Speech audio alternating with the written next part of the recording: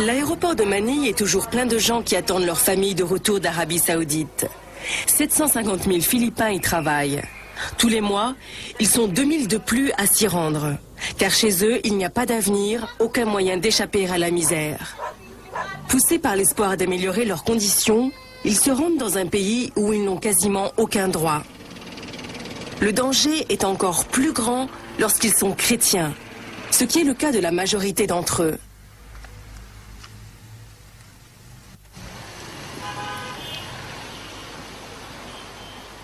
Les Philippins arrêtés en Arabie Saoudite sont légion, mais nous avons entendu parler d'une famille dont les parents et les enfants ont été emprisonnés.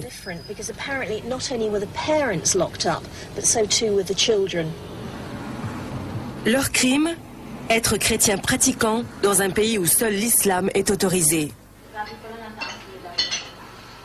La famille Abreu a été renvoyée aux Philippines il y a 1 an. Isabelita est infirmière. Art, son mari, est professeur. En Arabie Saoudite, chaque matin, ils disaient la prière en commun avec plusieurs familles. Ils espéraient que les cantiques ne s'entendraient pas grâce à une insonorisation de fortune. Mais les Saoudiens ont une brigade spécialement chargée de traquer les activités chrétiennes. Un jour, j'ai ouvert la porte. 2 policiers sont entrés. On les appelle les Matawas. L'un m'a mis une main sur la bouche, l'autre sur la nuque, et m'a fait rentrer de force. À coups de raids successifs, la police a démantelé les églises secrètes et a expédié les chefs en prison.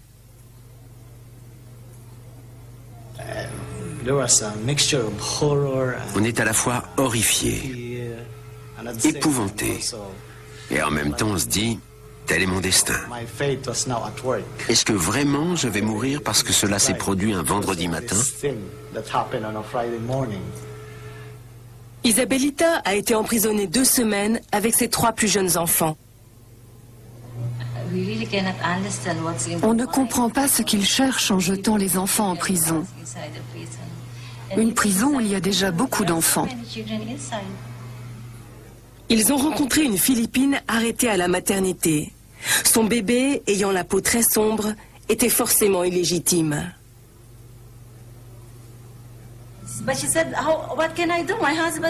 Qui puis-je, nous a-t-elle dit? Mon mari est très foncé. Elle leur a prouvé qu'elle était légalement mariée. Elle avait déjà une fille qui était aussi foncée que son père. Pourtant, on ne l'a pas cru. C'est affreux de voir une Philippine jetée en prison avec son bébé nouveau-né, sur la foi d'une fausse accusation. Autre cas de brutalité extrême subi dans une prison saoudienne.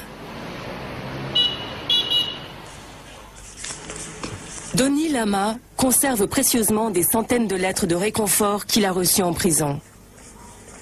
Il travaillait depuis 15 ans pour Saudi Airlines.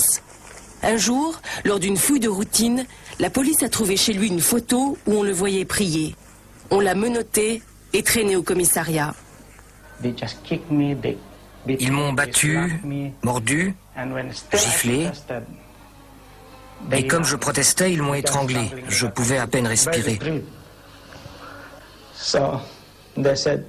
Ils m'ont dit, reconnais que tu es un prêtre et on te relâche.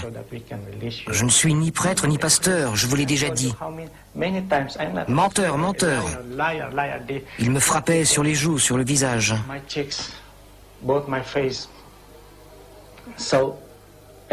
Chaque soir, on me tirait de l'isolement pour me frapper et m'interroger des heures. Excusez-moi.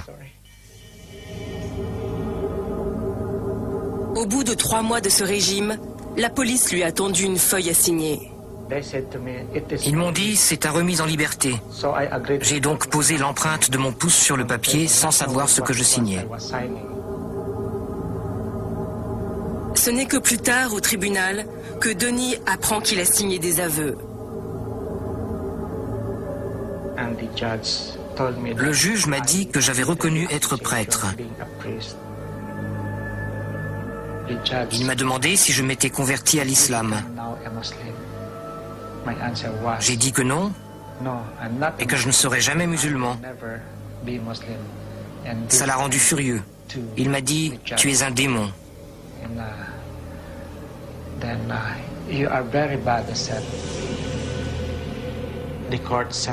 Le tribunal m'a condamné à 18 mois de prison et à 70 coups de fouet. On l'enferme à la prison d'Al-Malas à Riyad. Ces dessins, effectués en secret par un autre prisonnier philippin, ont réussi à franchir l'enceinte.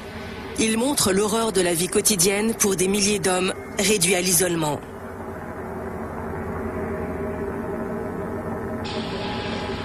Au cœur de la prison, la pièce circulaire où les hommes sont fouettés.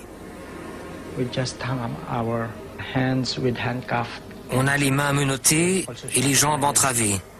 J'étais exactement comme ça. Et il riait. Au bout du 15e coup de fouet, je suis tombé. Mais ils m'ont relevé pour continuer à me fouetter. Et quand j'ai regardé mes jambes, j'ai vu qu'elles viraient au bleu foncé. Et ils ont continué jusqu'à 70 coups.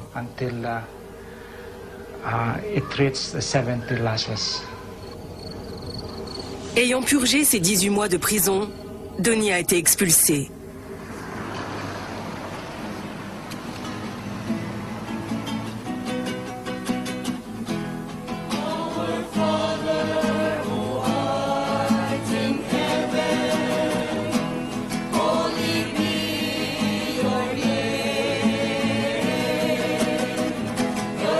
On nous a dit que d'autres chrétiens originaires d'autres pays étaient encore emprisonnés en Arabie Saoudite.